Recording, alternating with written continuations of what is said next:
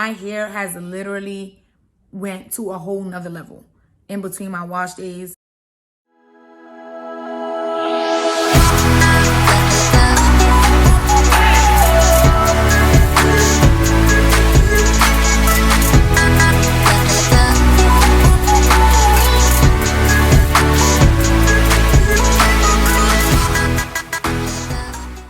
Hey family, welcome back to my channel. If you're new here, I just want to let you know you do not want to miss out on these future posts. So I want to tell you, hit that bell button and do not forget to hit that subscribe button.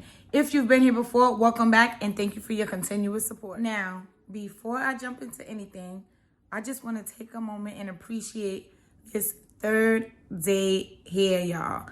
When I tell y'all this twist out is still looking like day one hair, y'all can see the definition for yourselves. I am so in love with this twist out, and I must say that I am very, very proud of myself. This twist out should last me until wash day, which is at least another 2 or 3 more days. So if you want the deets on how to get your twist out defined, and not only that, how to make it last 1, 2, 3, maybe even 4 or 5 days, do not forget to leave me a comment down below and I will leave you the details. First, there's a couple questions you have to ask yourself. The first question is, when you have your wash day, do you shampoo your hair first? And when I say wash days, I'm talking about just the days you shampoo. For me, my shampoo days are about once a month, which is about every 4 weeks. So what I've learned is rule number 1, do not put shampoo in your hair first. Utilize your conditioner. Conditioner is step 1 in your washing process on your shampoo days. Now, what the conditioner is going to do, especially if it has good slip, is going to allow your detangling process to be a whole lot easier, whether you're combing your hair or your finger detangling your hair. Now, speaking of finger detangling, that's another thing that I've learned to do is finger detangle my hair. From one wash day to the next, that was the difference in my shedding and my breakage. One thing about using your fingers rather than using a wide tooth comb is when you use your fingers to detangle your hair, you are able to actually feel where those knots are. And at that point, you can carefully pull apart the knots and detangle your hair carefully because you can actually feel what's going on.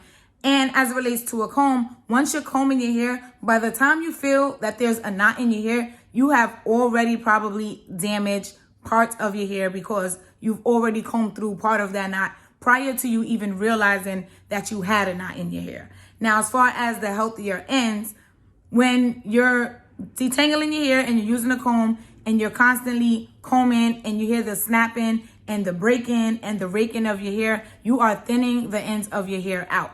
And when you're thinning the ends of your hair out and the ends of your hair are breaking, now you're taking away from any length that you have retained over a certain period of time, or if you retained a 1/4 or an 1/8 of an inch of hair between your wash days, you are now breaking off that and or more of that.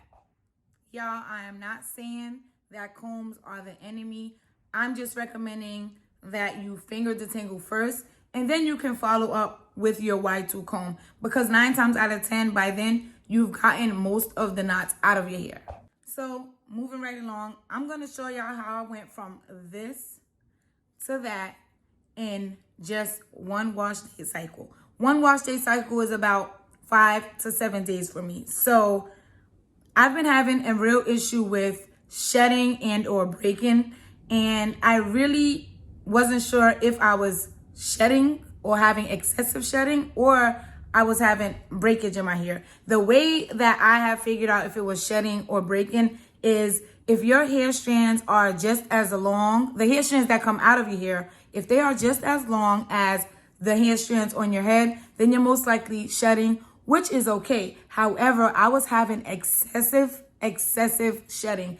And not only that, I was also having breakage because some of those hair strands were definitely half the size of the strands on my hair or a 1/4 of the size. So I feel like there are a lot of people out there, or a lot of you out there, that may have the same problem and really do not know what to do.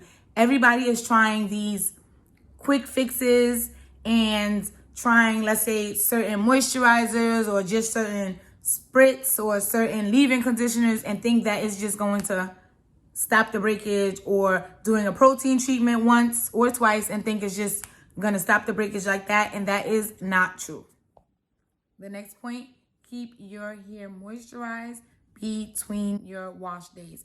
Cannot tell you how much that has been like a holy grail for me, how much it has helped me over these past couple of weeks. Like, my hair has literally went to a whole nother level in between my wash days and just in general, and I am loving it, y'all. I mean, people don't really understand the importance of nourishing your hair in between your wash days, okay?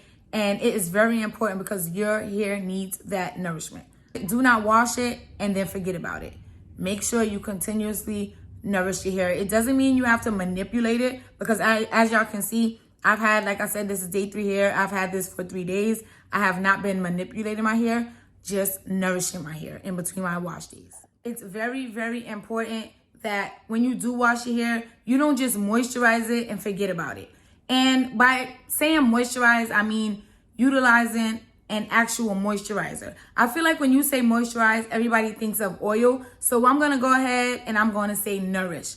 Nourish your hair. Nourishment sounds, I feel like, a lot better, and it makes people think of doing something from the inside out rather than just putting something on top of your hair, because that's what most oils do.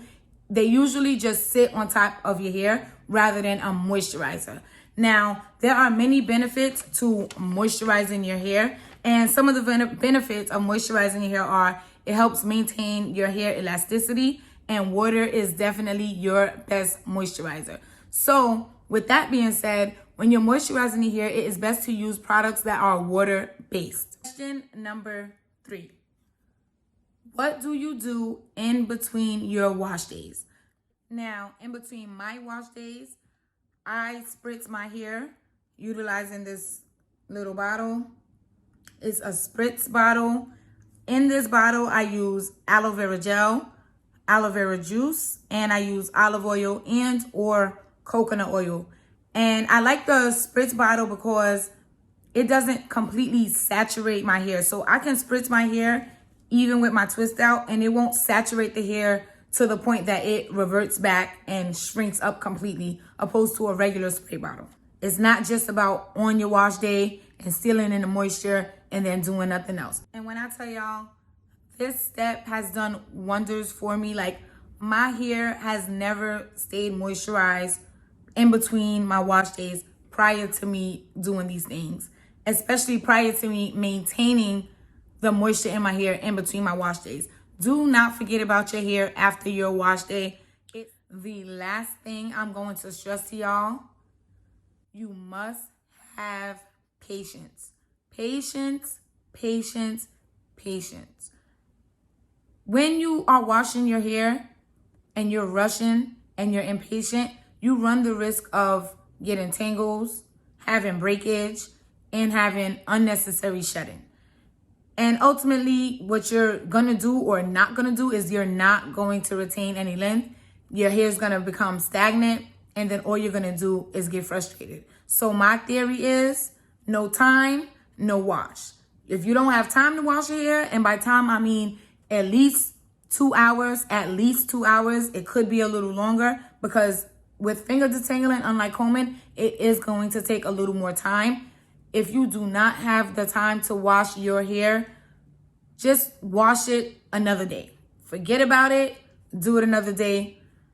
And that's really the best advice I can give y'all. You have to be patient with your hair, and you have to be patient on your wash days, or else your hair is not gonna flourish the way you want it to.